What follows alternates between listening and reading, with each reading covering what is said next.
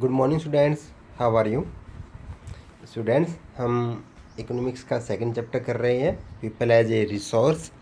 और इस लेसन के अंदर जो है हमने अब तक जो ह्यूमन रिसोर्स के ऊपर इन्वेस्टमेंट के बारे में हम बात कर रहे थे वो हमने डिस्कस किया, जिसमें एजुकेशन और हेल्थ दो ऐसे एलिमेंट हैं जिनके ऊपर जो है ह्यूमन रिसोर्स का जो है बेसिकली जो है इन्वेस्टमेंट रहता है, और उसी से ही जो बेटर आउटपुट जो है वो निकल कर आती है, जिसके हेल्प से जो है हम इंडिया या किसी भी कंट्री की जो है डेवलपमेंट जो है कर सकते हैं। हमने यहाँ पर जो है एग्जांपल लिया था जापान का, कि जापान के पास जो है नेचुरल रिसोर्सेज की जो काफ़ी कमी है, बट उसने क्या काम किया कि जो ह्यूमन रिसोर्स है उसके ऊपर इन्वेस्टमेंट किया, और आज वो कंट्री जो है वो आप देख सकते हैं कि कितनी डेवलप्ड हो चुकी है। तो वहाँ हम देख सकते हैं कि अगर हम ह्यूमन रिसोर्स के ऊपर इनपुट करेंगे तो उसका रिजल्ट जो है वो आउटपुट जो होगा वो काफ़ी बेटर निकल के आएगा बाहर। आज हम करेंगे अनएम्प्लॉयमेंट के बारे में, कि अनएम्प्लॉयमेंट क्या है और इस अनएम्प्लॉयमेंट को जो है कैसे हम चेंज कर सकते हैं, और किस तरीके से जो है हम एम्प्लॉयमेंट जो वो क्रिएट कर सकते हैं अपनी सोसाइटी के अंदर, अपनी कंट्री के अंदर। तो आज का जो हमारा डिस्कशन होगा, हमारा जो एनालाइज होगा, हमारा जो आज का जो टॉपिक होगा वो अनएम्प्लॉयमेंट के ऊपर ही होगा।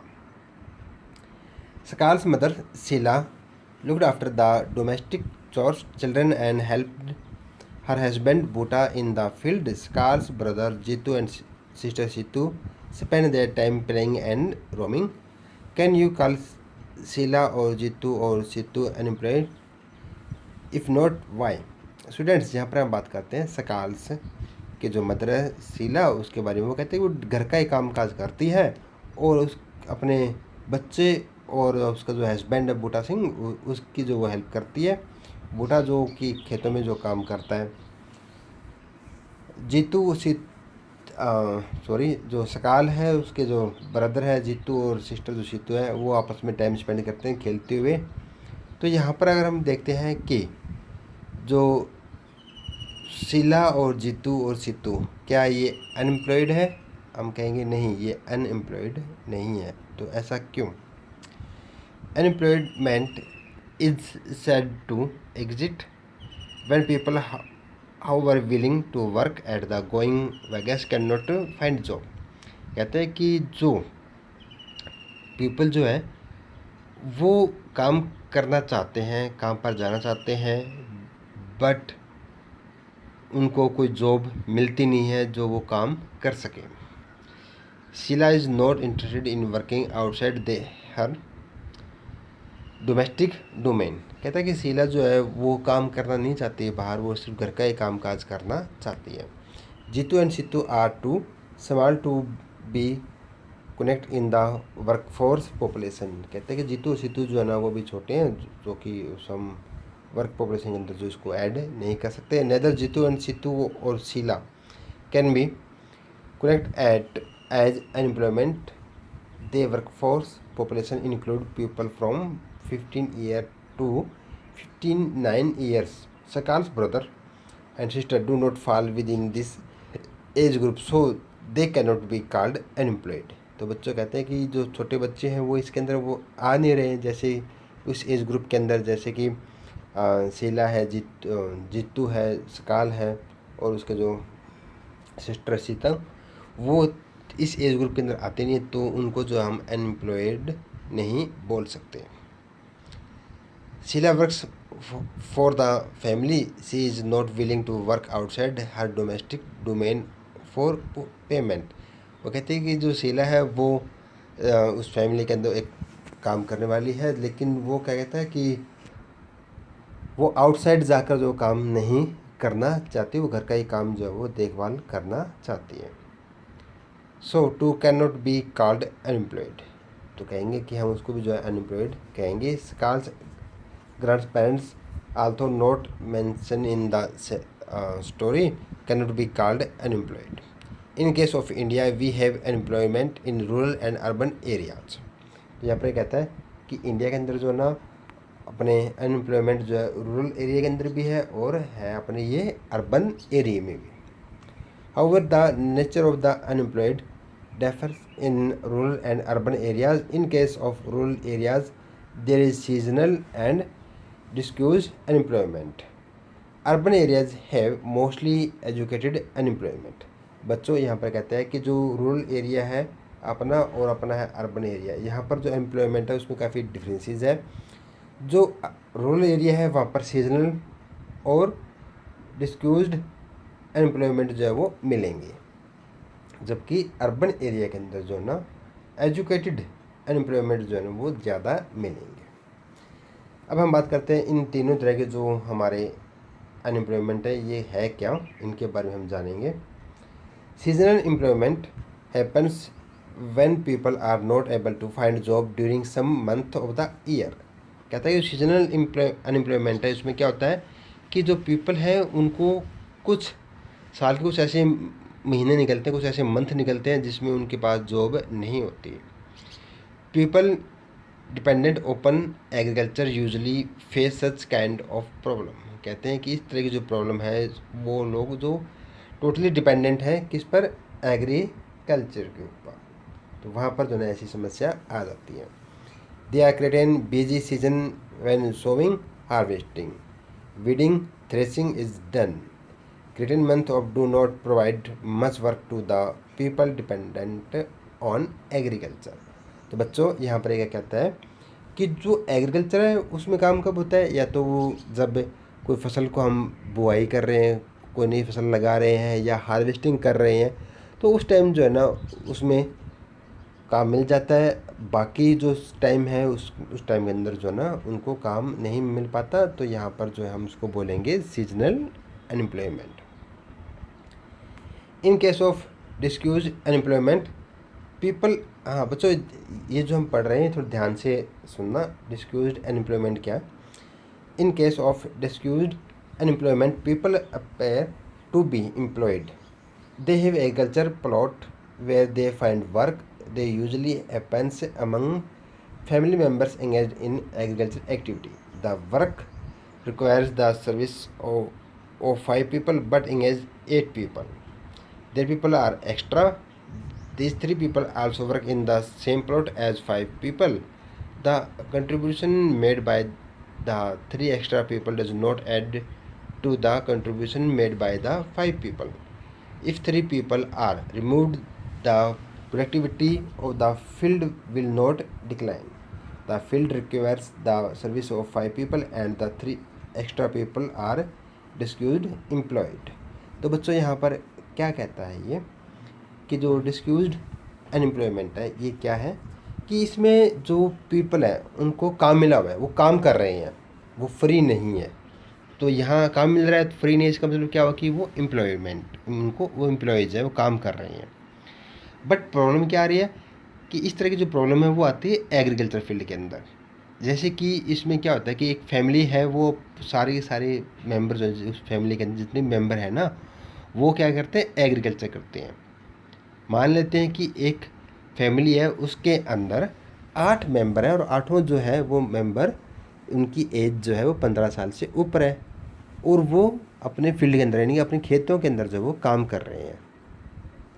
8 मेंबर लगे हुए तो इसका हम देख सकते हैं कि वो एम्प्लॉय हैं, अपना काम कर रहे हैं और प्रोडक्ट जो प्रोड्यूस कर रही हैं। यहाँ ये कहता है कि अगर उनमें से 8 में से हम 3 को निकाल देते हैं, 5 बचे और 5 ही जो है ना वो अपना काम कर रहे हैं उसी एग्रीकल्चर फील्ड के अंदर। 3 निकलने के बाद भी जो है जो प्रोडक्शन है एग्रीकल्चर का, जो प्रोडक्शन है उनके अंदर डिक्लाइनिंग भी कोई कमी नहीं आती। 8 काम कर रहे थे तब भी उतना ही प्रोडक्शन हो रहा है, 5 कर रहे हैं तब भी उतना ही प्रोडक्शन हो रहा है। तो यहाँ पर क्या कहता है कि जो 3 जो पर्सन जो एक्स्ट्रा लगे हुए थे अगर वो किस में आएंगे, वो आ जाते हैं हमारे डिस्क्यूज्ड अनएम्प्लॉयमेंट के अंदर, क्योंकि काम कर रहे हैं 8 काम कर रहे हैं, 8 के अंदर वही प्रोडक्शन प्रोड्यूस कर रहे हैं, 5 काम कर रहे हैं तो 5 भी उतने प्रोडक्शन प्रोड्यूस कर रहे हैं। तो 3 यहाँ पर जो है वो एक्स्ट्रा लगे हुए हैं। अगर प्रोडक्शन डाउन जाता तब हम मान सकते थे कि उनकी उस वर्क के अंदर इम्पोर्टेंस थी, क्योंकि उनके वजह से जो प्रोडक्शन है वो डाउन हुआ है, जब वो चले गए। अगर वो हैं तो प्रोडक्शन जो है वो उतना ही है। तो यहाँ पर जो 3 एक्स्ट्रा लगे हुए हैं क्योंकि प्रोडक्शन के अंदर कोई भी डिक्लाइनिंग नहीं आई, कोई भी गिरावट नहीं आई। तो गिरावट नहीं आई तो इसका मतलब क्या हुआ कि जो 3% जो है वो एक्स्ट्रा ही लगे हुए थे। तो वो 3% को जो हम क्या बोलेंगे कि वो डिस्क्यूज्ड अनएम्प्लॉयमेंट के अंडर जो है वो आएंगे। In case of urban areas, educated employment has become a common phenomenon. Many youth with matriculation, graduation, and post-graduation degrees are not able to find job. A study showed that unemployment of graduate and postgraduate has increased faster than among matriculated. A paradoxical manpower situation is witnessed as surplus of manpower in certain categories coexist with storage of manpower in other. There is unemployment among technically qualified person on one hand, while there is a dearth of technical skill required for economic growth. Unemployment leads to wastage of manpower resource. People who are an asset for the economy turn into a liability. There is a feeling of hopelessness and despair among the youth. People do not have enough money to support their family. Inability of educated people who were willing to work to find gainful employment implies a great social waste. Unemployment tends to unemployment tend, tends to increasing economic overload. The dependence of the unemployment on the working population increases. The quality of life of an individual as well as society is adversely affected. When a family has to live on a bare subsistence level, there is a general declining in their health status and rising withdrawal from the school system. तो बच्चों यहाँ पर क्या कहता है कि जो अपना अर्बन एरिया के अंदर जो हमने देखा कि अनएम्प्लॉयमेंट जो है वो एक एजुकेटेड जो है वो सोसाइटी का ज़्यादा है। रीज़न क्या है कि यहाँ पहले तो यहाँ पर हम बात करते हैं कि जो अनएम्प्लॉयमेंट है वो किस तरह के है कि यहाँ पर बहुत से लोग जो हैं वो 10th पास करके बाद भी जो है ना वो अनएम्प्लॉयमेंट के अंदर आते हैं। कुछ ग्रेजुएशन कर लेते हैं और या फिर जो पोस्ट ग्रेजुएट हो जाते हैं, उनके पास डिग्रीज़ है बट उनके पास जॉब नहीं है। तो यहाँ पर हमने देखा है कि पिछले कुछ सालों से कि जो ग्रेजुएशन और पोस्ट ग्रेजुएशन की जो डिग्रीज होल्डर जो पॉपुलेशन है वो ज़्यादा अनएम्प्लॉयमेंट के अंदर आते हैं। अनएम्प्लॉय जो है वो उनको माना ज़्यादा गया है, उनका परसेंटेज जो है वो ज़्यादा है। तो यहाँ पर कहता है कि जो वर्किंग जो फोर्स है या हम जो मैन पावर जिसको बोल सकते हैं कि ये जो ना हमारे पास जो स्टोरेज है बट उसका जो है सही तरीके से यूटिलाइज उनको नहीं कर रहे।